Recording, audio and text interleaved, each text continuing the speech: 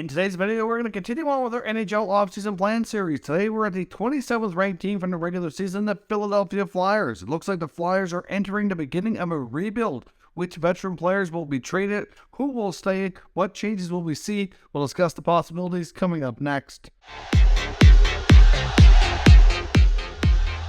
Welcome back to another video here at Top Shelf Hockey. As I mentioned today, we're looking at the Philadelphia Flyers and discussing what we feel their offseason plan should be. In case you're new to this series, here's how we break down these videos. We first take a look at the season that just ended, so the 22-23 season. We're going to recap some key team statistics, take a look at how things went, discuss some of the things that we've seen. We're going to take a look at their salary cap space, where things sit as of right now, and we're also going to explore some internal business based on what we see for expiring contracts, so restricted and unrestricted free agents. Obviously, those are players you either need to re-sign or replace. And then we're going to discuss the top burning questions facing the franchise as we get into the full swing of the offseason. So the Flyers did not have a great season. They certainly ended up near the bottom of the league, 27th overall. They finished with a record of 31, 38, and 13 for 75 points.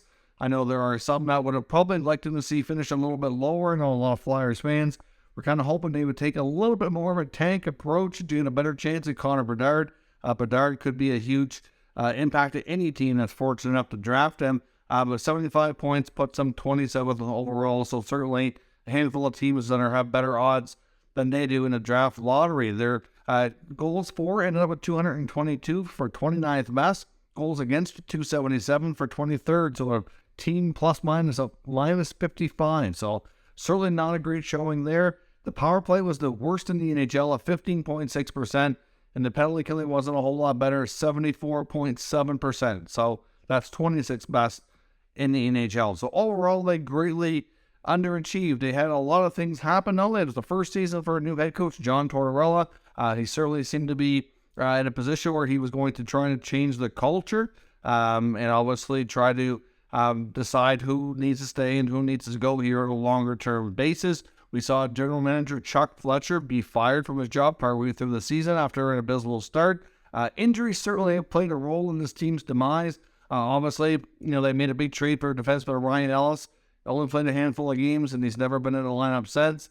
Obviously, that's a big blow. One of their top players is Sean Couturier, ended up missing this year because of back problems yet again. So obviously, Couturier's inability to play was again another major factor here. But the team started off really, really slow. They fired Chuck Fletcher. Daniel Briere is now the interim general manager, which many feel will be the permanent GM, but that's not confirmed as of yet. But they certainly went through a lot of change, and the changes, it looks like they're just beginning in Philadelphia. Even though the team had an abysmal start and ended up making changes in the front office, they really didn't do a whole heck of a lot in terms of starting the teardown process with moving players out. They traded a few players like Zach McEwen and Patrick Brown at the deadline, but nobody that was really, a little bit more tenured or more important to the team. But they did see some positives. They did see some good breakout seasons from a few younger players like Owen Tippett and Morgan Frost and Noah Cates. They all certainly had, really good seasons to see them kind of get a little bit more established in the NHL and have a solid year. Cam York, who was the disappointment in the beginning, ended up being sent to the minors, but recalled later and certainly looked a lot more impressive. So I think he's has a stronger footing for a spot on the team going forward here. Tony DeAngelo was an offseason acquisition, hometown guy coming back. That has not worked out at all. He ended up being a healthy scratch in the last, I think it was about 7 or 8 games or something like that for the Flyers. Certainly lots going on there that did not bode well. So certainly lots of things with the Flyers. They've been a very interesting team to follow this year. Now, going into the offseason, the worst part about this is they don't really have a great salary cap situation. Into next year, they still have $74.6 million in salary cap space used up and $8.8 million available. Now, of course, there could be some manipulation of that. That's also factoring in a $1 million increase in the salary cap this year, which could possibly change. And, of course, there are some players' contracts in there, like if they don't play, then there could be some LTIR usage in there as well. But if a decent amount of expiring contracts and some players that need to be re-signed or replaced this year. So now let's jump over and take a look at those RFAs and UFAs on this team for the offseason. On the RFA side, they have players that they're likely interested in keeping for the most part here. including Morgan Frost, who I just mentioned, had a breakout season. Of course, he's been in their system with the team for quite some time. This is the first year we've really seen him kind of break through and be a full-time player and put up some decent numbers. Same goes for Noah Cates. Cam York and Kiefer Bellows also on this list. I'm not completely sold on the idea that Kiefer Bellows will be back. He's certainly slowly working his way into the league. Unfortunately, he's looking like a little bit of a draft bust. Bellows came into the NHL with a lot of potential, being drafted by the New York Islanders. Was there for quite some time. Has never worked out. Got picked up by the Flyers on waivers, and really is, even though he was given every opportunity, I believe, never really capitalized on it as well. So I wouldn't be shocked if they don't qualify Bellows. They might sign him to a one-year deal, but I'm not convinced that that's going to happen. But wouldn't be shocked if they did. On the UFA side, James Van Riemsdyk, JVR, is also another guy who is not going to be returning to the Flyers. His contract's expiring. He's a player that they wanted to be traded to the deadline and was disappointed that he wasn't. Brendan Lemieux, who was also picked up this year near the trade deadline as well in the Zach McEwen trade. Lemieux was also a UFA, penny UFA. Justin Braun, who's also announced his retirement, so we know for sure he's not coming back. Long-time defenseman. And Jackson Cates as well. So out of the UFAs, Lemieux and Cates possibly come back. JVR will not be back, and we know Braun's retiring. So there's certainly a handful of players that need to be signed. None of them are going to be able to command like huge money by any means, so they can use their limited space to take care of most of that. But they're definitely going to be looking for some salary cap wiggle room for sure. So we'll get into that here in the next segment. So let's now take a look at what are the top burning questions facing the Flyers going into the offseason. And like I said, the big one for me, first up, is health. They have players like Ryan Ellis, Cam Atkinson, Sean Couturier. Can they return or can they not return? I mean, Ryan Ellis is likely done. I don't think anybody in the Flyers organization has really officially said that he's never going to play again. But he's been out for so long now, multiple seasons, that I think it's fair to say that that's the case. Cam Atkinson and Sean Couturier, it's really difficult to say. So they were out for quite some time as well. Couturier, I think, sounds like he should be able to be back, provided everything goes good. I'm not really sure about on Atkinson, but they need to know the health status of these players and whether or not they're going to be able to play next year. I wouldn't be shocked if they do trade the Ryan Ellis contract. I've seen some talk today that there's some teams out there that might have a contract, for example, like for a guy like Tyler Myers in Vancouver.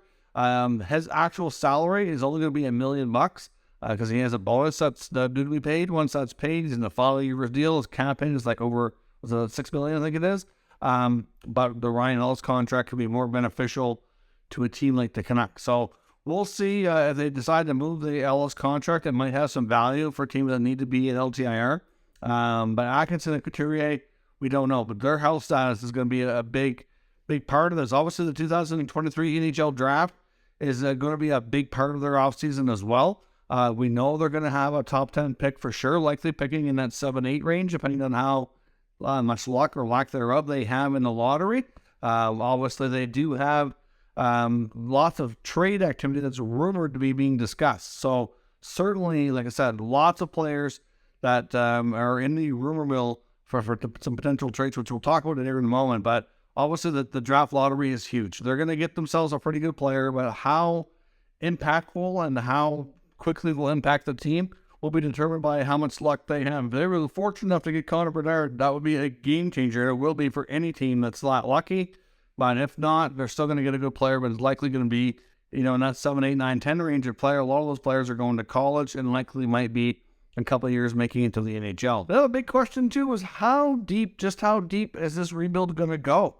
We don't really know the full answer to that yet, because we don't know for sure that Daniel Briere is going to be the full-time permanent general manager. Now, based on what he has said, he said all the right things that makes it sound like it's going to be a longer rebuild. I've heard him say one question he answered was, it could be 2, 5, 8 years. So he doesn't really know, but is prepared for the long haul if need be. So that's one thing. But right now he's interim GM. I think they need to hire a president of hockey operations. Obviously, that person that comes into the mix is going to obviously help determine the direction of the team as well. Lots of speculation on who that person could be. It could be a guy like Doug Wilson. It could be a guy like Dave Poulin. It could be a high-ranking female in the NHL circles like Cami Granato, for example. Even a guy like Brad Treliving out of Calgary. There's speculation that he might be in the mix. So hard to say, but whoever that person ends up being, and once we know for sure Briere is the full-time permanent GM, will kind of give us a better indication on where things are going. Of course, even for how deep the rebuild goes, well, it's hard to say because they might want to clear a bunch of players out. It's, you need trade partners, and it's not that simple, right? So who could be on the move? Well, I think Kevin Hayes is the top of the list and the most likely to go. It's rumored and strongly suggested by a few NHL insiders that they may already have a handshake wink deal in place with Columbus, where he might be able to go to the Jackets to reunite with Johnny Gaudreau, who he played with in college. And the Flyers would retain some salary on that to make it work, and they wouldn't get much of anything in return. It'd be a pure salary dump. Ivan Provorov is a name that's been out there as well. I know previously there was some interest to the Los Angeles Kings. Joel Farabee and Carter Hart, even though they're younger players, their names have been out there too. And that's part of that, what I mean by like, how deep is this going to go? Do they only want to move out some older veterans like Hayes? Or do they want to go to the younger, like we've seen Chicago do, and even move guys like DeBrincat and Doc?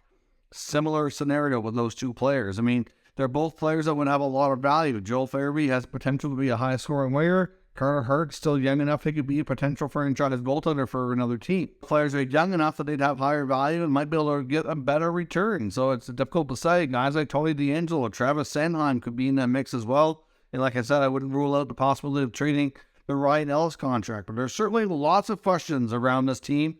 We don't know which all these players are going to be moved out. But I do think it's fair to say when we get to next season, the 23-24 season, the Flyers team is going to look a lot different. We often seen late in the season head coach John Tortorella up in the box with Daniel Briere, watching from a different point of view and letting his assistant coaches run the bench so he could kind of talk about personnel with Briere, and they could kind of talk and share their thoughts on different players. So he's definitely going to have a heavy say in player personnel. There's no doubt about that.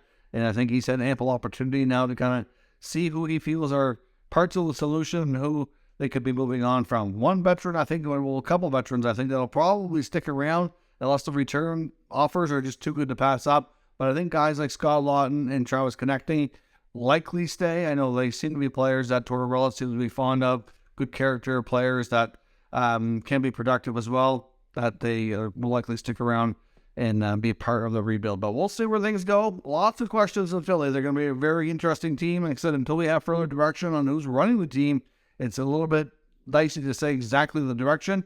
But I think this rebuild is going to go long and deep, and I think we're going to see a gutting of this team slowly. It's not going to happen all at once. They're not going to be able to move all these players out just this summer. It's going to start this summer, go into next year, maybe at the trade deadline, and into the year after. We're probably looking at a 2-year process before you're completely done tearing it down.